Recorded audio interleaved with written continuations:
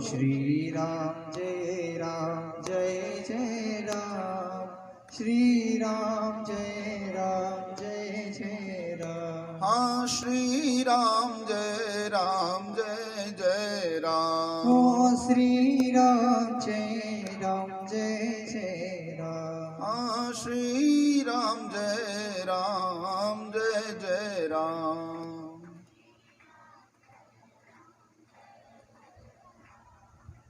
मूकं करोति वाचालं पंगुं लंघयते गिरिं यत्कृपातमहं वन्दे परमानन्दं माधवम्। गुरुर्ब्रह्मा गुरुर्विष्णु गुरुर्देवो महेश्वरः, गुरुर्साक्षात् परब्रह्म तस्मै श्री गुरवे नमः। तस्मै श्री गुरवे नमः। तस्मै श्री गुरवे नमः। तस्मै श्री गुरवे नमः। श्री गोवर्धननाथ महाराज की जय।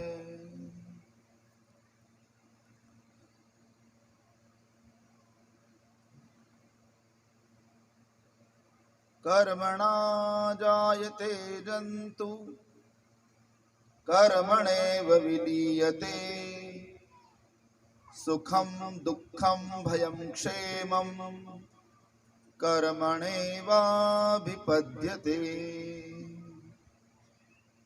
तं गृहीत्वा नयनं मृत्यो वरुणस्याशुरुन्तिकम् अविज्ञायासुरीं वेलां प्रविष्टम उदकम निशी। बोलिए श्री सुखदेव जी महाराज की जय।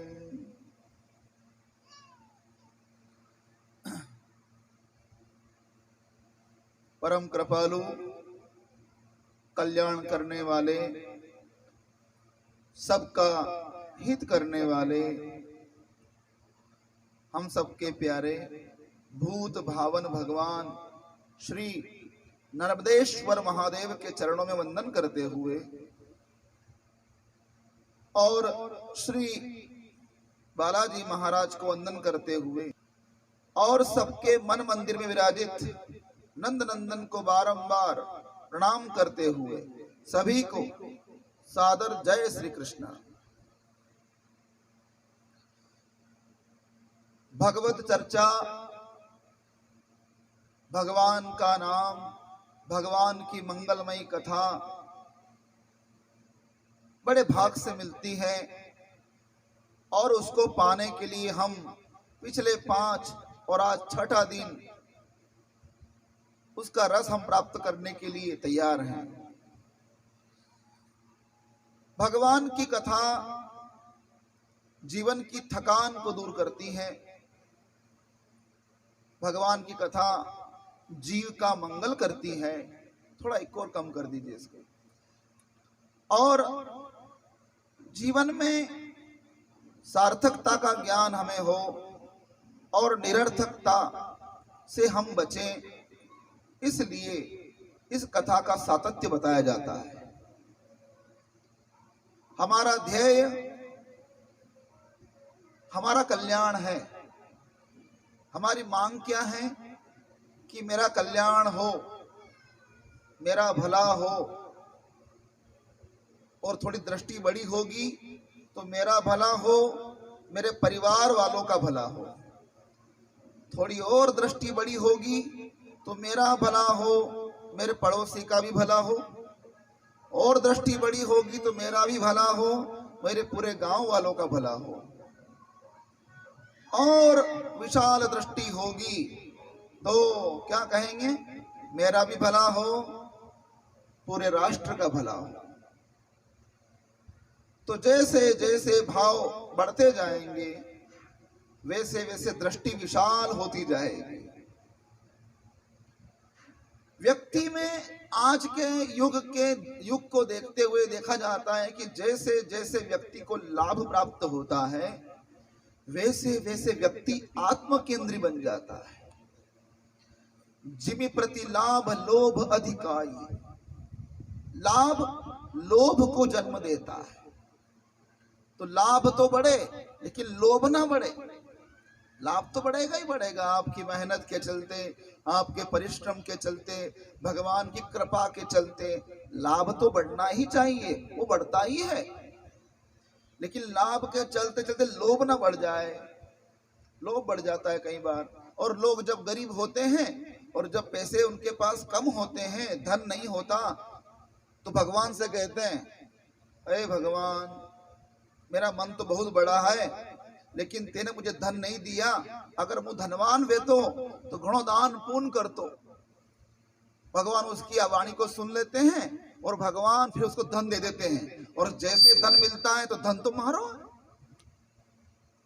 अरे धन तो मेरा है, भगवान ने कहा तुझे बांटने के लिए दिया है और तू मेरा के पकड़ के बैठ गया। जब धन नहीं होता है तो हम भगवान से प्रार्थना करते हैं, क्या कहते हैं, मेरे पास धन होता तो मैं दान पुण्य करता, मैं ये करता, फलाना ढिमका करता।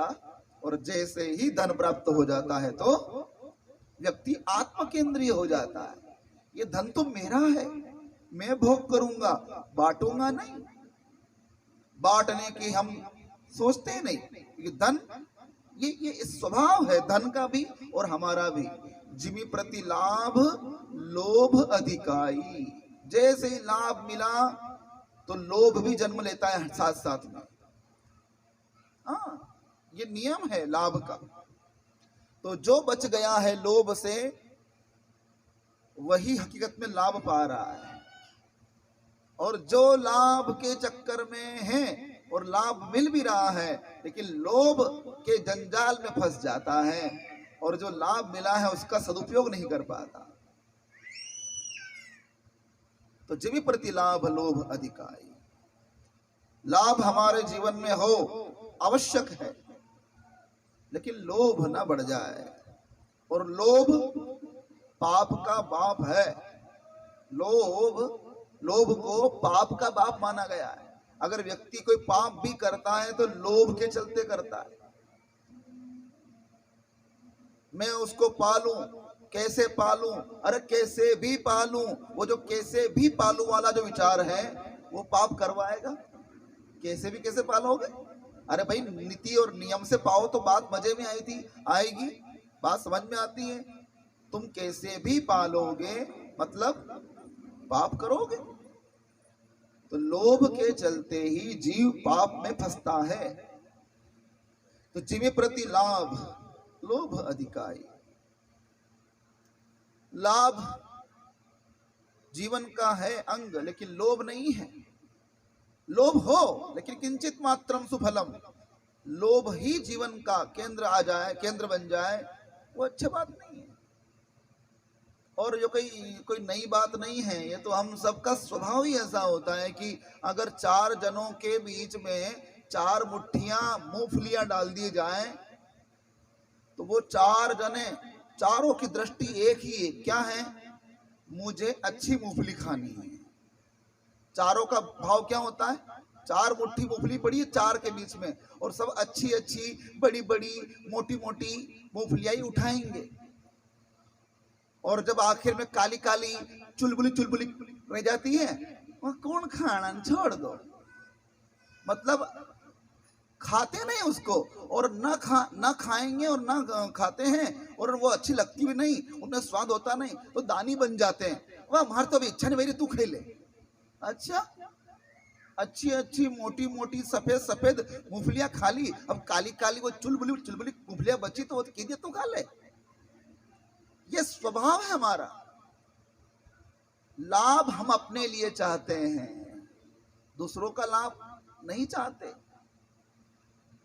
और ये बात कोई बुरी नहीं है, अच्छी बात है, लेकिन हमारा लाभ भी हो और दूसरे भी लाभमय जीवन बिताएं, ये प्रार्थना हो। हाँ,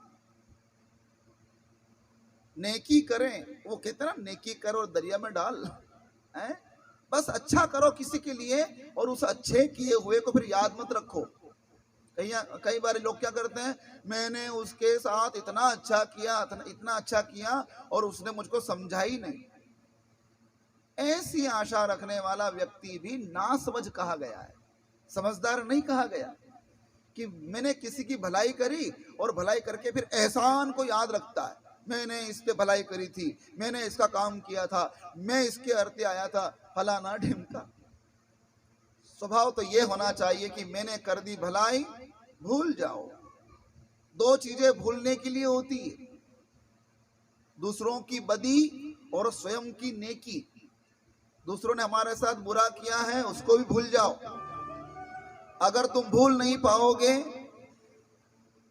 तो तुम टूट जाओगे। अगर तुम भूल नहीं पाओगे तो तुम टूट जाओगे। ये भैया मत मत राधे कृष्ण बंद कर दो, बा साहब को फिर नाराज हो जाएंगे। बा साहब ने बंद करने के रखा है, बैकग्राउंड में कुछ मत चलाओ। हाँ, बना कर रखा उन्होंने। तो तत्वम स ज्ञातुम, तो भलाई अपनी चाहते हैं, ये अच्छी बात है, भला अपना हो ये अच्छी बात है। स्वभावतः हमारा विचार ही यही होता है कि हमारा भला हो, लेकिन दूसरों की भलाई में हमारा भला है, इस विचार को बार बार करते रहो। और याद रखें, दूसरों के द्वारा किया हुआ हमारे प्रति बुरा वो भूल जाओ, और हमने किसी के साथ किया है भला वो भी भूल जाओ। तो दूसरों की बदी और स्वयं की नेकी भूल जाने के लिए होती है। थोड़े आगे बढ़ाना है इसकी। दूसरों की बदी और खुद की नेकी भूल जाने के लिए होती है। तो स्वयं की नेकी भी याद ना रखो, और दूसरों के द्वारा की गई बुराई भी याद मत रखो। दूसरों के द्वारा की हुई हमारे प्रति जो बुराई है उसका ही जाप करते रहेंगे तो हम टूट जाएंगे। इसने मेरे साथ ये किया, इसने मेरे साथ ये किया, वो किया, मेरा खेत पे कब्जा कर लिया, मेरे घर पे कब्जा कर लिया, मेरी दीवार की जगह से दीवार बना ली, फलाना ढिमका। बुराई करी है आपके साथ, वो भूल जाने के लिए होती है। पर याद रखना, वो उस समय तो आपको कष्ट हुआ था ना, जब पहली बार उसने ऐसा आपके साथ गलत किया, वो जो कष्ट आपको हुआ, और आप जानते हैं कि मैं न्याय संगत हूं, उसने मेरे साथ अन्याय किया है। बस ये बात आपको याद रहना चाहिए कि हाँ, मैं न्याय में हूं, वो अन्याय में है, और आपकी आत्मा उस बात की गवाह देती है कि मैं सही हूं, उसने मेरे साथ गलत किया है। बस इतना ही कहना। परमात्मा से कुछ मत कहना कि हे भगवान वोणी मारे हंडे यो करो तो वोने देखी लीजिए। नहीं, आपकी आत्मा दुख गई, परमात्मा तक वो आवाज पहुंच गई। आपकी आत्मा दुख गई मतलब परमात्मा तक वो बात पहुंच गई, आपको अलग से कहने की जरूरत नहीं है। तो फिर उसको जो मिलना है फल वो मिलेगा ही मिलेगा, दंड उसको मिलना ही मिलना है। आज नहीं तो कल वो पाएगा और उसे मिलना ही होगा। राधे राधे राधे राधे राधे राधे राधे राधे।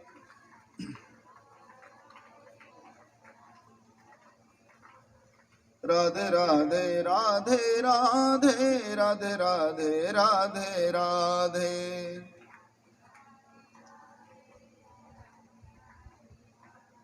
राधे राधे राधे राधे राधे राधे राधे राधे।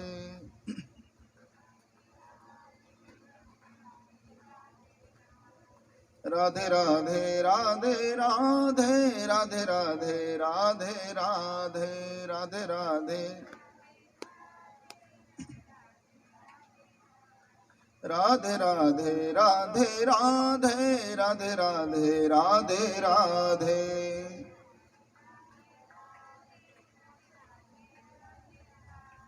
राधे राधे राधे राधे राधे राधे राधे राधे। राधे राधे राधे राधे राधे राधे राधे राधे राधे।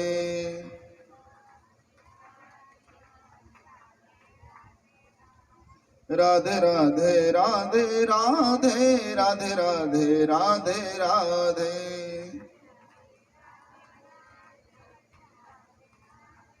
जितनी जितनी बार राधे राधे कहोगे उससे दुगना दुगना दुगना लाभ आपको मिलेगा। और आज पिछले आप 5-6 दिन से राम राम कृष्ण कृष्ण राधे राधे कर रहे हो ना, तो जो आपने एक बार राधा बोला तो उसका दुगना लाभ मिल रहा है आपको। क्यों मिल रहा है? क्योंकि पुरुषोत्तम मास चल रहा है और वो व्यक्ति धन्य है जिसके पुरुषोत्तम मास में कथा करवा ली, जिसने राम का जप कर लिया, प्रभु का स्मरण कर लिया, प्रभु का पाठ कर लिया, गुरु महाराज की सेवा कर ली, वो धन्य हो गया, उसे दुगना लाभ प्राप्त हो गया है। तो बड़े धन्य हैं हम। तो मुंह को बंद मत रखो, बोलो राधे राधे राधे राधे राधे राधे राधे राधे।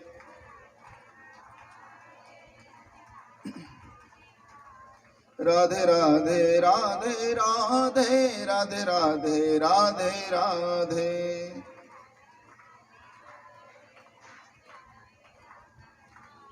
राधे राधे राधे राधे।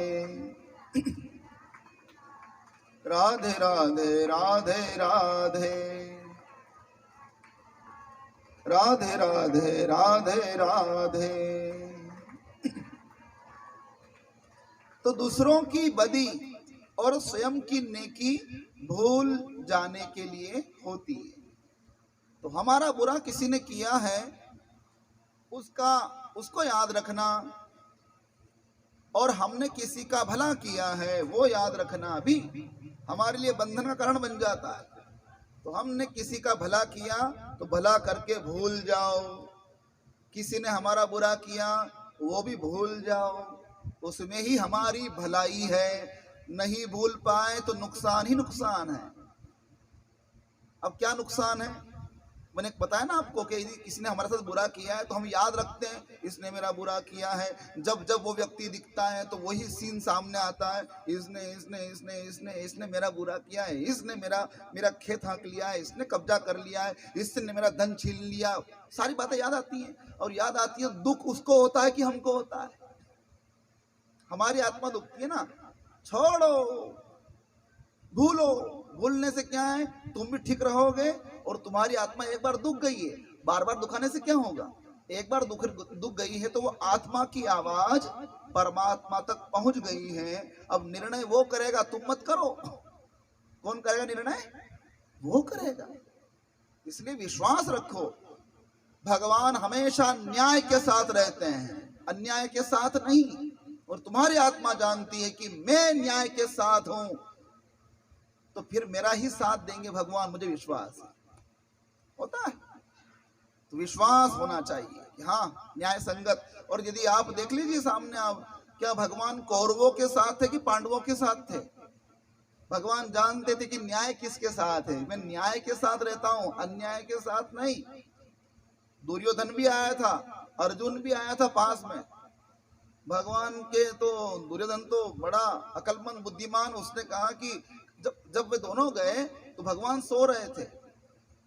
अर्जुन जब गया तो भगवान सो रहे थे, तो वो भगवान के चरणों की ओर बैठ गया। और आप जानते हैं कि दुर्योधन भगवान के सिर की तरफ बैठा। और भगवान जब उठे अपनी निद्रा को त्याग कर, तो सामने जैसे उठे तो जो पैर की तरफ होता है वो व्यक्ति पहले दिखाई देता है। बस फिर क्या कहा, हाँ अर्जुन तुम आए हो? इतने में दुर्योधन बोला कि नहीं नहीं पहले मैं आया हूँ। पहले पीछे बैठा था वो माथे की तरफ। नहीं नहीं ये अर्जुन बाद में आया है, पहले मैं आया हूँ। अरे वाह दुर्योधन तुम भी आए हो? हाँ हाँ मैं भी आया हूँ और पहले आया हूँ, ये अर्जुन बाद में आया है। अच्छा अच्छा अच्छा, वाह वाह वाह, ठीक है ठीक है। लेकिन अर्जुन क्या चाहते हो, तुम क्या मांगते हो? उससे मत पूछो, पहले मैं आया हूँ, पहले मुझसे पूछो। उसकी भाषा भी देखो आप, भगवान से इस तरह से बात की जाती है। देखो उससे पहले मैं आया हूं, मुझसे पूछो क्या चाहिए। दुर्योधन तुम अर्जुन से बड़े हो और अर्जुन छोटा है, तुम्हारा अनुज है, इसलिए छोटे को अवसर पहले मिलना चाहिए कि वो क्या मांग रहा है। छोटे का ये अधिकार है कि पहले वो मांगे और उसको मिले, और बड़े की ये उदारता है कि वो पहले छोटे को दे और दिलवाए। ठीक है चलो, अब तुम कह रहे हो दे दो। बात करने का ढंग ही अलग है उसका। जिसमें अहंकार होता है वो बात भी अहंकार पूर्वक ही करता है। सब लोग कहते हैं गुरु जी जय श्री कृष्णा, और अरे गुरु अब बताओ, गुरु अब बताओ, उसकी भावना देखो उसकी आप, ओ गुरु ये क्या है? ये वो नहीं बोल रहा है, उसका अहंकार और उस अहंकार का स्वभाव बोल रहा है। भैया किससे कैसे बोलते हैं वो ध्यान तो रखो भैया, है? लेकिन वहां वो अकल है दुर्योधन की, वो भगवान से भी ऐसे बोलता है। अर्जुन को डर भी रहा था कि अर्जुन पहले मांग रहा है, क्या पता ये कृष्ण से क्या मांग ले। और अर्जुन से तो युधिष्ठिर ने कहा था कि अर्जुन तुम जा रहे हो कृष्ण के पास, हमें कृष्ण से कुछ नहीं चाहिए, हमें कृष्ण ही चाहिए। हमें कृष्ण से कुछ नहीं चाहिए, हमें तो कृष्ण ही चाहिए। तुम कृष्ण से कृष्ण को मांगना और कुछ नहीं चाहिए हमको। तो भगवान ने कहा अनुज, दुर्योधन के अनुज अर्जुन तुम क्या चाहते हो? तो कहा कि बड़े भैया का आदेश है, कुरुक्षेत्र का युद्ध होने वाला है, तो उस युद्ध में आप मेरे सारथी बने ये मैं आशा करता हूं। बस क्या, बस इतना सुनते ही वो तो गदगद हो गया दुर्योधन। बस इसको यही चाहिए था, हमें तो चाहिए भी नहीं ऐसे ये गंवार। लो गंवार, भगवान को गंवार भी कह रहा है और भगवान से मांगने भी आया है। बाद में जब भगवान ने कहा हाँ दुर्योधन तुम्हें क्या चाहिए, वाह वाह वैसे मुझे तो आप तो चाहिए नहीं, मुझे आपसे क्या काम। और भगवान ने ये भी कहा था कि अर्जुन मैं तुम्हारे साथ रहूंगा लेकिन निशस्त्र रहूंगा, शस्त्र नहीं उठाऊंगा। शस्त्र में उठाऊंगा नहीं, मैं केवल तुम्हारा सारथी बन सकता हूं लेकिन शस्त्र नहीं उठाऊंगा। ठीक है प्रभु, आप हमारे साथ है वही हमारे लिए पर्याप्त है। दुर्योधन ने कहा कि मुझे तो ऐसे आप चाहिए नहीं, मुझे तो आपकी सेना चाहिए, नारायणी सेना चाहिए आपकी। हजारों की संख्या में सेना थी भगवान की, द्वारिकाधीश थे, द्वारिका के राजा थे। तो दुर्योधन ने क्या मांगा, आपकी सेना चाहिए, मुझे आप नहीं चाहिए। जो भगवान से मांगे वो दुर्योधन वाली वृत्ति है, जो भगवान से मांगे और जो भगवान को मांगे वो अर्जुन की वृत्ति है। तो हम दुर्योधन बने कि अर्जुन बने? हम भगवान को मांगे कि भगवान से मांगे? है? याद रखें, हमें अपने प्रारब्ध के अनुसार जो मिलना है वो मिलेगा। और इस वर्तमान काल में जो हम मेहनत कर रहे हैं बुद्धि से, शरीर से, विचार से जो कर्म कर रहे हैं उसका फल भी हमको मिलेगा, उसको कोई छीन नहीं सकता। लेकिन उसके बाद भी हम भगवान से मांगते रहें और भिखारी बनकर उनके सामने झोली फैलाते रहें, ये तो ना समझिए साहब। तुम भगवान से प्यार करो, तुम भगवान को मांगो, और एक बार तुम्हारे भगवान हो गए तो संसार की कोई भी सामग्री आपसे दूर नहीं रह सकती। हाँ, भगवान आपके पास है। और याद रखिए, आप सामग्रियों का ध्यान करते हैं तो भगवान कोसों दूर हो जाते हैं, और यदि आप भगवान का ही ध्यान करते हैं तो भगवान आपके पास आ जाते हैं। और भगवान अगर आपके पास आ गए तो सामग्री भी भगवान के साथ साथ आ ही जाती है। आपको विश्वास भगवान का रखना। जब अर्जुन को कह दिया भगवान ने कि अर्जुन मैं तुम्हारे साथ रहूंगा और न्याय संगत जहां न्याय होता है वहीं मैं रहता हूं, और तेरे साथ न्याय है अर्जुन, मैं तेरे साथ हूं। अर्जुन के सारथी बन गए। और अर्जुन भी कहता है प्रभु तमें छोम्हारा जीवन रथ ना सारथी, हे प्रभु तमें छोम्हारा जीवन रथ ना सारथी। ओ कृष्ण तमें छोम्हारा जीवन रथ ना सारथी। भगवान जीवन रथ के सारथी हैं हमारे। ये जीवन शरीर ये जीवन है, और इस जीवन रथ के कौन सारथी हैं? भगवान कृष्ण। बड़ी विशाल कथा है महाभारत की। हर कथा के पीछे कुछ न कुछ रहस्य भरा पड़ा है। उसमें भी वहां झूठ की बात बताई गई है, वहां अन्याय की बात बताई गई है, और अधिक से अधिक ये बताया गया है कि क्या मत करो, क्या मत करो, क्या नहीं करना चाहिए।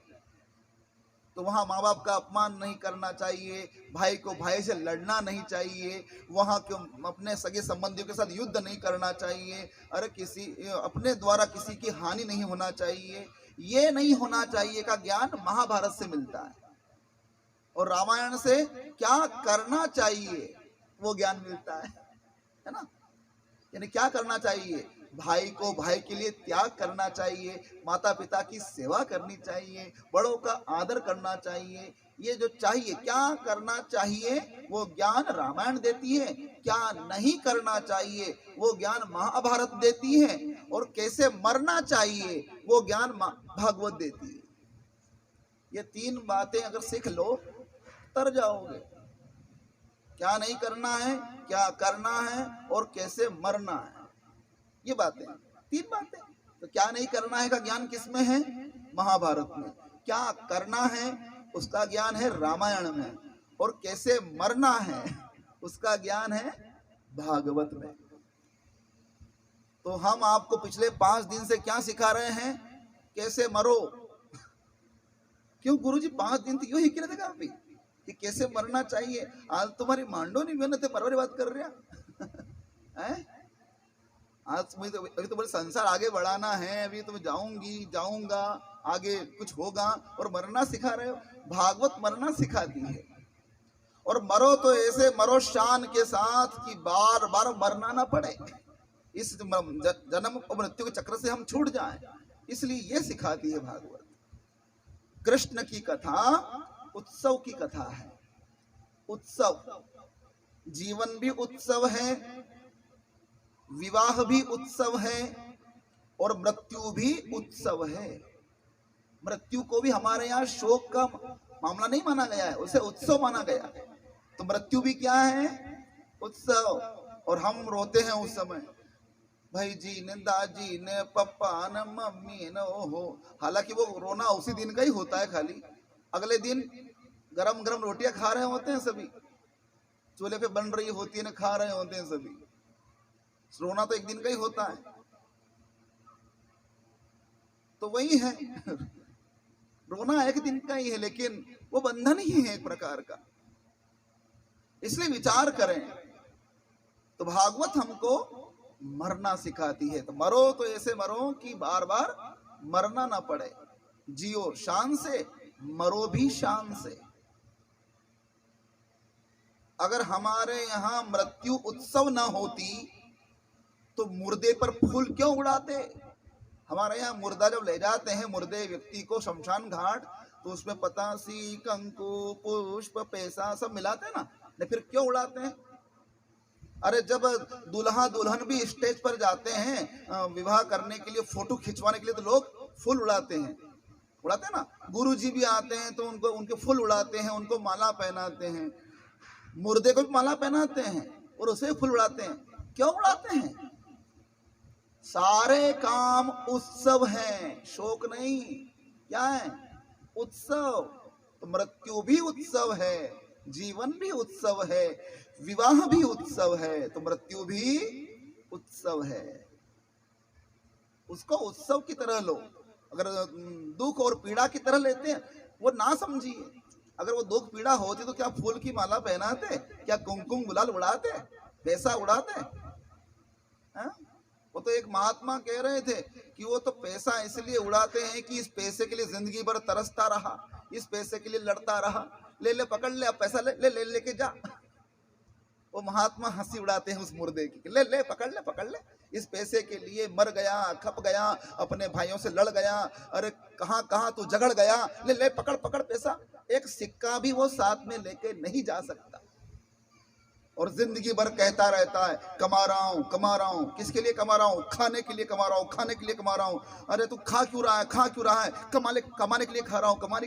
अरे भाई कमाने के लिए खा रहा है, खाने के लिए कमा रहा है, यही काम चल रहा है। खाने के लिए कमा रहा हूँ और कमाने के लिए खा रहा हूँ। ये जीवन की परिपाटी बन गई है। तो ए मुर्दे ले सिक्का पकड़, कहाँ पकड़ पाता है, और मुर्दा कहाँ बोल पाता। जिंदगी भर गर्मी गर्मी गर्मी गर्मी और भेजे में गर्मी, नहीं आई दिल में नरमी, और उस गर्मी गर्मी गर्मी के चलते मर गया। मैं कल कह रहा था ना आपसे, 5,000 होते हैं जेब में और गर्मी होती है भेजे में। पैसे तो पड़े हैं जेब में, लेकिन पैसों की गर्मी कहाँ है? भेजे में। अब बताओ, नोट कहाँ पड़े हैं, गर्मी कहाँ है? तो ये गर्मी हमेशा बनी हुई नहीं रहना चाहिए, थोड़ी नरमी रखो दिल में। हाँ, भगवान ने आपको दिया है तो थोड़ा बांटने के लिए भी दिया है, बांटो। जो असहाय है, दुखी है, निर्धन है, कोई जिसके तुम काम आ सकते हो, किसी के अर्थे आ सकते हो, तो आओ, देखो मत, और दृष्टि केवल देखते मत रहो, क्योंकि भगवान ने तुमको सामर्थ्य दिया है, तो सामर्थ्य का तुम प्रयोग करो। नहीं तो एक बार ऐसा ही होता है कि एक व्यक्ति को सपने में भगवान आए और भगवान ने उससे कहा कि देख भाई, कल मैं तेरे घर आने वाला हूं। आवाज आई, सपने में भगवान दिखे नहीं, आवाज आई, मैं भगवान बोल रहा हूं और कल तेरे घर पर मैं आने वाला हूं। व्यक्ति की नींद खुली, सुबह की 5 बज रही थी। उसने कहा कि भगवान आने वाले हैं, मतलब पक्का भगवान बोले हैं, लगता है कि मेरे तो भाग खुल गए, मेरे घर भगवान आएंगे, यानी कि आज भगवान आएंगे। सपने में आए रात को, तो कहा कि मैं कल आने वाला हूं, तो आज आएंगे, कभी भी आ सकते हैं भगवान। तो वो तैयारी करने लग गया, वो पंडित जी के घर पे गया और पंडित जी से कहा कि पंडित जी, मेरे घर पे कथा करिएगा सत्यनारायण भगवान की। तो भगवान आ रहे हैं तो भगवान का नाम, भगवान का गुणगान कर लिया जाए, तो वो गुणगान सुनकर भगवान भी खुश हो जाएंगे, प्रसन्न हो जाएंगे। तो बस पंडित जी आए कथा पोथी लेकर और घर आकर बैठ गए। पूजन पाठ हुआ, कथा आरंभ हुई। 7-8 बज गई शाम की। उसका ध्यान घर के द्वार की ओर ही, अब आएंगे भगवान, अब आएंगे भगवान, भगवान भगवान है, वो क्या बात के पक्के होते हैं, भगवान कभी झूठ नहीं बोलते, अभी आए अभी आए। 8 बज गई, 9 बज गई, पंडित जी के 3, 4, 5 अध्याय पूरे हो गए, कथा पूरी हो गई। पंडित जी ने कहा, यजमान चलो आरती करते हैं, थोड़ी थोड़ी थोड़ी थोड़ी देर रुकी जाओ, अब हर भगवान आवेगा और भगवान नहीं आरती उतार लांगा आप ही। ऐसी भावना बनी उसकी, अभी अभी भगवान आएंगे, उनकी आरती। हाँ चलो चलो ठीक, रुक जाते हैं भैया। पंडित जी भी सोच रहे थे कि क्या भगवान आया है बर्तक के लिए, मैं भी इतने सालों से आरती पूजा कर रहा हूँ, ये पोथी की पूजा ही होती है और ये स्थापनाओं की पूजा मैं करवाता हूँ, और ये कह रहा है भगवान आ रहे हैं। चलो ठीक है। एक बार तो पंडित जी समझा कि कोई भगवान नाम रो कोई व्यक्ति आई रहेगा। हाँ तो आवा तो भगवान ने, आवा तो कौन भगवान जी भी। बाद में पता चला कि कोई यजमान भगवान अबार तक कहाँ नहीं आए हो। अरे भगवान मतलब भगवान, ये भगवान, अच्छा भगवान भी भगवान। पंडित ने कहा कि पागल हो गया, देखे कौन से भगवान की बात कर रहा है? वो भगवान आने वाले, वो आते हैं क्या? अरे मेरे सपने में आए थे कल। इतने में सारे लोग बैठे हुए थे। पंडित जी थोड़ी देर के लिए निवृत्त होने के लिए गए, हाथ पांव धो रहे थे। उस यजमान को भी बुला लिया। इतने में उसकी पत्नी ने घर में कि यहाँ यहाँ इशारे से बुला लिया, यहाँ यहाँ यहाँ। तो देर कहाँ कर रहे थे, सब लोग वार्ड देख रहा प्रसाद की, जल्दी जल्दी आरती कर लो। नहीं था, पत्नी ने अपने पति को समझाया, जल्दी कर लो ना। इतने में पंडित जी भी वहां नहीं थे, वो यजमान भी वहां नहीं था। घर में कुत्ता घुस गया और अपने स्थापना पे प्रसाद पड़ी थी, प्रसाद को उठाया और उसकी पत्नी ने देख लिया, अरे टेकड़ो घुस गया, नौड़। और वो कुत्ते को भगाया उसने दौड़ कर। अरे भाग, दूर दूर दूर। कुत्ता ट्याऊ ट्याऊ दी लकड़ी खींच के वो ट्याऊ ट्याऊ करता हुआ भागा। बाद में तो पंडित जी को बुलाया, पंडित जी ने हाथ पांव धोए और बाद में कहा कि लाख अपाय देर करी, कुत्तों एठवाड़ो करियो या। फिर प्रसाद बनाई गई ने, फिर ढंग से उसको भोग लगाया ने। फिर वह पंडित जी अब लग रहा है कि भगवान नहीं आएंगे, आरती कर लो। तो आरती कर ली गई। और बाद में जब आरती करके जब सोने के लिए गया तो खुद को कोस रहा है कि लोगों ने क्या समझा होगा, मुझे पागल समझा होगा। अरे मनक झूठ बोले तो बोले, आजकल भगवान भी झूठ बोलने लगी गया कि मुँह आऊंगा ना, आया तो है ही कौन, भगवान तो आते नहीं, झूठे कहीं के। धीरे धीरे आंखों में नींद आ गई, सो गया।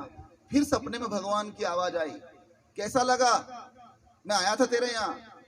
उसने कहा कि कहाँ आए थे? अरे मैं कुत्ता बनकर आया था लेकिन तेने मेरा आदर अच्छे से किया है, मेरे बहुत अच्छी से लगी है मोर पर है? तो तुलसी एक संसार में सबसे मिलिए धाय, न जाने किस रूप में नारायण मिल जाए।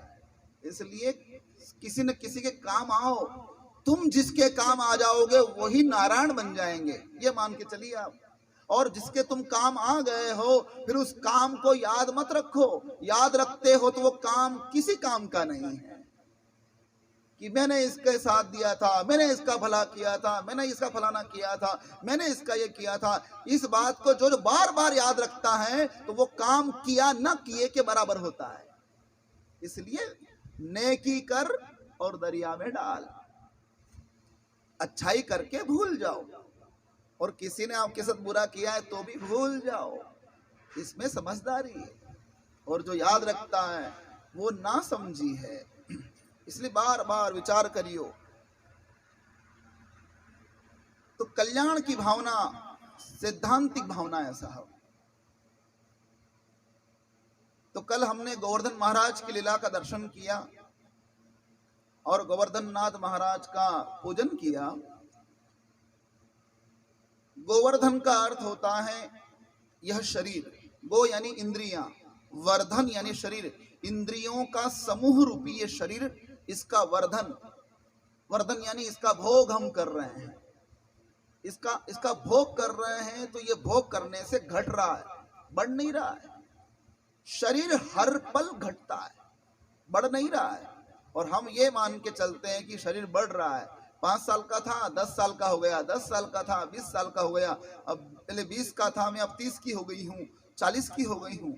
शरीर का ये बढ़ता क्रम माना नहीं गया है, ये घटता क्रम माना गया है।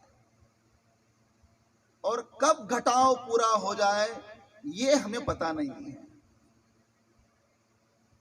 इसलिए इस गोवर्धन का सदुपयोग करना, यानी कल भगवान बता रहे थे ना, कृष्ण भगवान, कि अगर पूजा करनी है तो गोवर्धन की पूजा करो।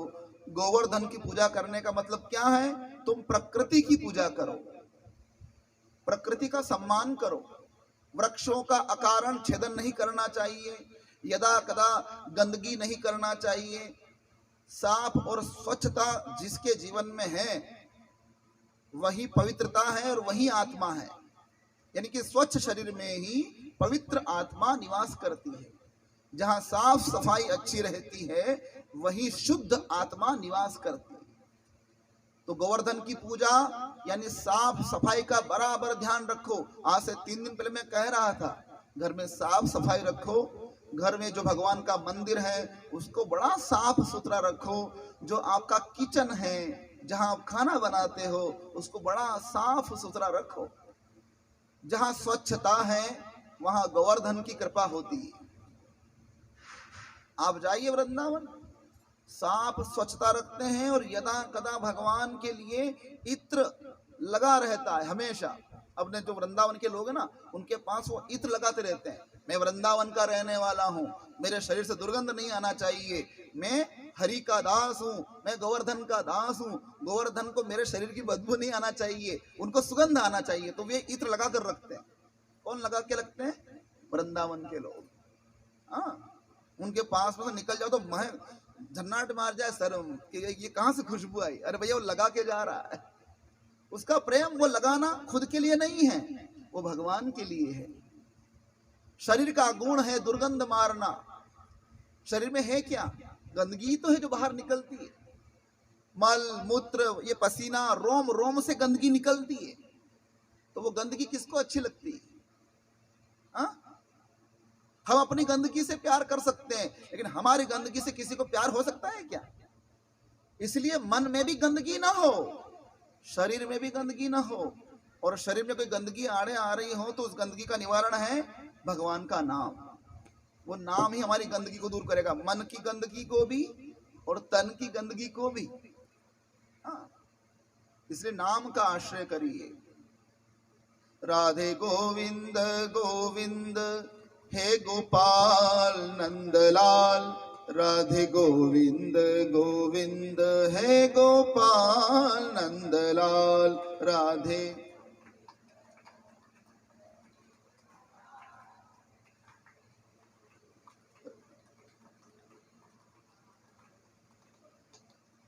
राधे गोविंद गोविंद हे गोपाल नंदलाल राधे गोविंद गोविंद हे गोपाल नंदलाल राधे गोविंद गोविंद हे गोपाल नंदलाल राधे गोविंद गोविंद हे गोपाल नंदलाल राधे गोविंद गोविंद हे गोपाल नंदलाल राधे गोविंद गोविंद हे गोपाल नंदलाल राधे।